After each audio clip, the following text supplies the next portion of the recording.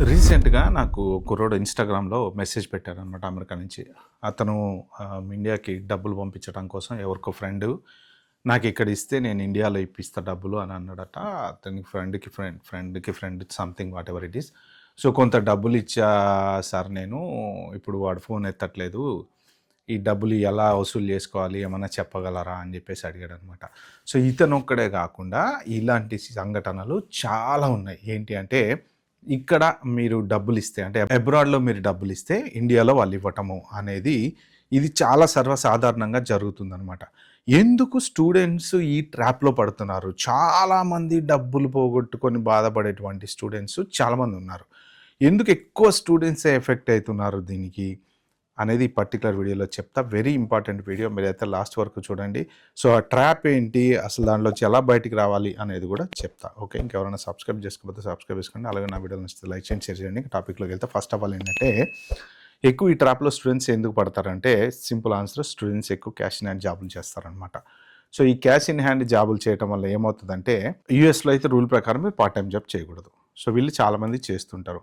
మొన్న రీసెంట్‌గా గూడా ఒక యూట్యూబరు ఇలానే ఏదో ఒక జాబ్ పోస్టింగ్ పడితే మన ఇండియన్ రెస్టారెంట్ గురించి ఫోన్ చేస్తే, నేను F1 స్టూడెంట్‌ని నాకు కంపల్సరీ క్యాషే కావాలంటే, ఓకే. ఓకే. మేము క్యాష్ ఇస్తాము అని అది బాగా వైరల్ అయింది అప్పట్లో. సో, ఇలాగేంటంటే చాలామంది పెట్రోల్ బంక్‌లలోనో అక్కడిక్కడనో వీళ్ళేంటంటే బ్యాంకులో పడితే అకౌంటబిలిటీ ఉంటది గదా! సో, కాబట్టి ఏంటంటే క్యాష్ తీసుకుంటే జాబ్ చేసింది కూడా తెలియదు. మరి క్యాష్ ఎలా పంపించాలి వీళ్ళు ఇండియాకి? ఎవరికన్నా ఇచ్చి వాళ్ళ దగ్గర అక్కడ తీసుకోవటమో, లేదు అంటే ఇక్కడ ఎవరికన్నా ఇచ్చి బ్యాంకులో ఏసుకోవటమో, లేదు అంటే వీళ్ళు కొంత బ్యాంకులో ఏసుకొని పంపించుకోవటమో. సో, ఇలాగ చేస్తే తప్ప వీళ్ళు ఆ డబ్బుల్ని ఇండియాకి పంపించలేరు. బ్యాంకులో పడేటువంటి సాలరీ అనుకోండి, ఫర్ ఎగ్జాంపుల్ మీరు ఏ ఇంటర్న్‌షిప్పో చేసినప్పుడు మీకు వాడు ఎంతో డబ్బులిచ్చాడు. ఆడేంటంటే పే స్లిప్ ప్రకారం కంపెనీ వాళ్ళు పే చేసి మీకు బ్యాంక్‌లో ఏస్తారు. ఓపీటీ చేసేటప్పుడు జాబ్ చేస్తున్నారు. వాళ్ళు మీకు కంపెనీ సాలరీ ఇస్తది బ్యాంక్‌లో ఉంటే కాబట్టి ఏంటంటే మీరు డైరెక్ట్‌గా ట్రాన్స్‌ఫర్ కొట్టేసేయొచ్చు. ఇలాగ కొంత వీళ్ళ దగ్గర ఉన్నటువంటి ఈ క్యాష్ జాబులు చేసే వాళ్ళు ఎవరైతే ఉంటారో వీళ్ళు ఎక్కువ ట్రాప్ అయితా ఉంటారు. ఏంటంటే వాళ్ళ చేతిలో డబ్బులుంటాయి. అవి ఎలా పంపించాలో తెలీదు. ఏ బ్యాంక్‌లో ఏయలేరు. ఎక్కడేసినా గానీ అకౌంటబిలిటీ ఉంటది కదా! మీకు $100 బ్యాంక్‌లో ఏసినా గానీ ఎందుకేసాము ఏంటి అనేది రేపు పొద్దున ఏ వీసాకెళ్ళినప్పుడు, ఓపీటీకెళ్ళినప్పుడు, స్టెమ్ టీకెళ్ళినప్పుడు బ్యాంక్ ట్రాన్సాక్షన్ చెక్ చేస్తేనో, లేకపోతే ఎయిర్‌పోర్ట్‌లో ఎనక నుంచి వచ్చేటప్పుడు ఇండియా ఎళ్లి మళ్ళీ వచ్చేటప్పుడు యూఎస్‌కి వచ్చేటప్పుడు గానీ ప్రాబ్లమ్ అవ్వచ్చు అన్న ఉద్దేశంతోటి వీళ్ళేంటంటే వేరే వాళ్ళని నమ్ముతారు. అలాగా రీసెంట్‌గా కూడా ఇది యూకేలో యూట్యూబర్స్ బాగా వీసా స్కామ్‌లలో ఇరుక్కున్నటువంటి వాళ్ళు గూడా ఇలాగ కొంతమంది స్టూడెంట్స్ దగ్గర డబ్బులు తీసుకొని ఇండియాలో ఇస్తామని చెప్పి ఫోన్లు ఎత్తటం మానేశారని కూడా న్యూస్ వచ్చినాయి. మరి అది ఎంతవరకు కరెక్ట్ అదే మనకైతే తెలియదులే కానీ ఇలా యూకేలో చేస్తున్నారు, ఆస్ట్రేలియాలో చేస్తున్నారు, యూఎస్‌లో చేస్తున్నారు.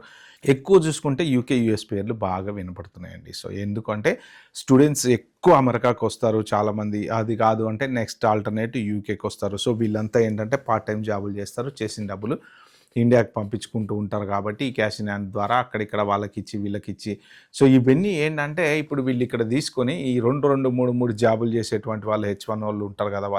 వాళ్ళేంటంటే అక్కడ ఇండియాలో అక్కడ ఇప్పించటమో, వీళ్ళు ఇక్కడ తీసుకోవటమో ఇలా ఏవో చేస్తూ ఉంటారు రకరకాలుగా.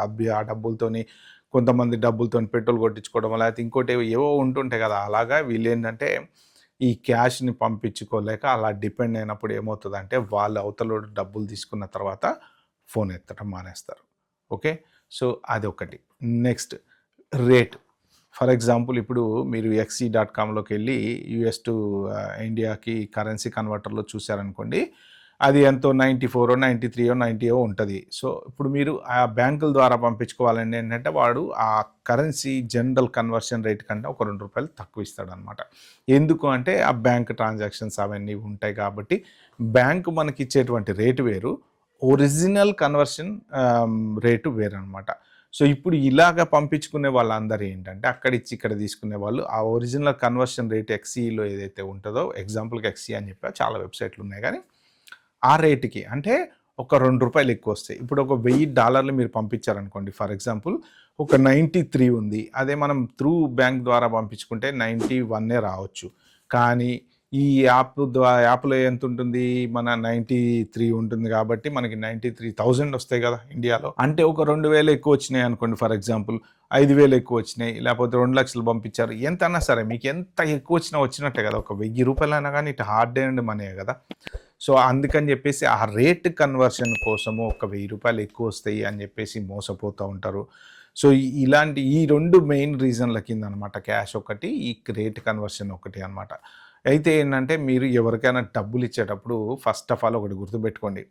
డబ్బులు వేరే వాడి చేతికి మీకెప్పుడు ఇవ్వాలి అంటే, అక్కడ వాడు మీ అకౌంట్‌లో ట్రాన్స్‌ఫర్ చేసిన తర్వాత అప్పుడు మీరివ్వండి. లేదు అంటే ఏమవుతదంటే, మీరు డబ్బులు ఇక్కడ పోగొట్టుకుంటారు. అక్కడ ఎవరిస్తారో తెలీదు.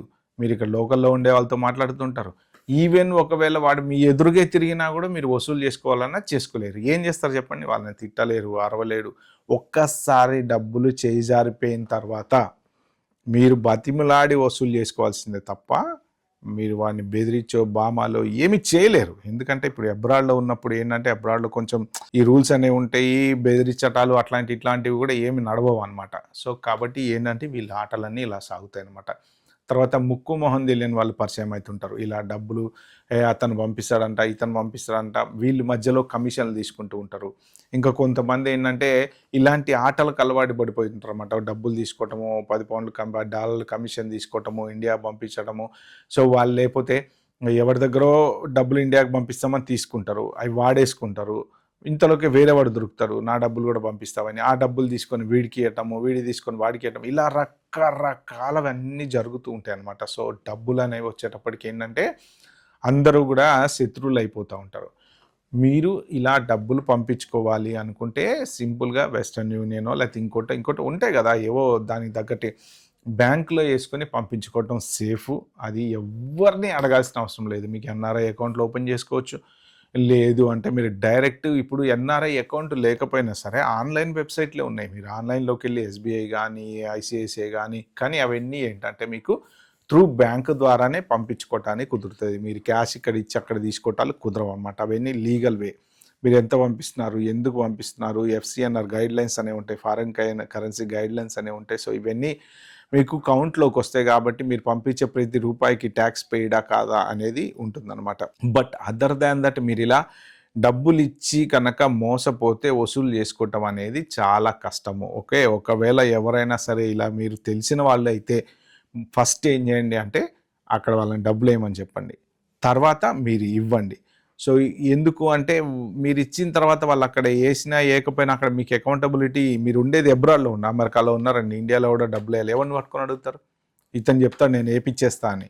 అందుకని ఏంటంటే ఇక్కడ ఈ పర్సన్ మీ ఎదురుంగే ఉంటాడుగా. మీరు యూకేలో ఉన్నారు. మీ ఎదురుంగా ఎవరో ఒక అతను ఇండియాలో నేను ఏపిస్తా నాకు డబ్బులియ్యి అంటాడు.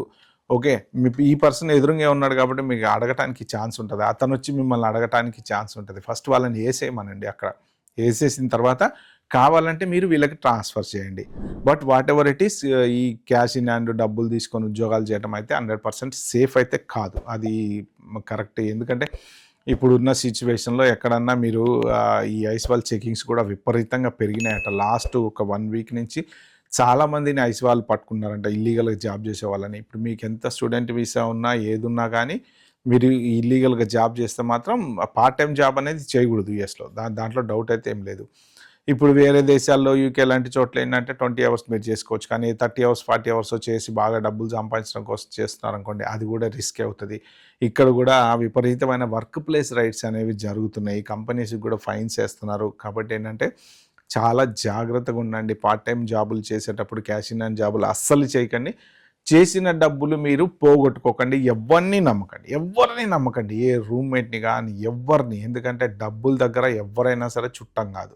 సో, ఒక్కసారి మీరు కష్టపడి సంపాదించిన తర్వాత అవి పోయినాయి అంటే మాత్రం మళ్ళీ వసూలు చేసుకోవడం చాలా కష్టం. డబ్బులు ఇప్పుడు ఒక పూట భోజనం పెట్టిన తర్వాత అంతా అరిగిపోయిన తర్వాత మళ్ళీ నా కూర నాకి, నా పప్పు నాకి అంటే వస్తదా?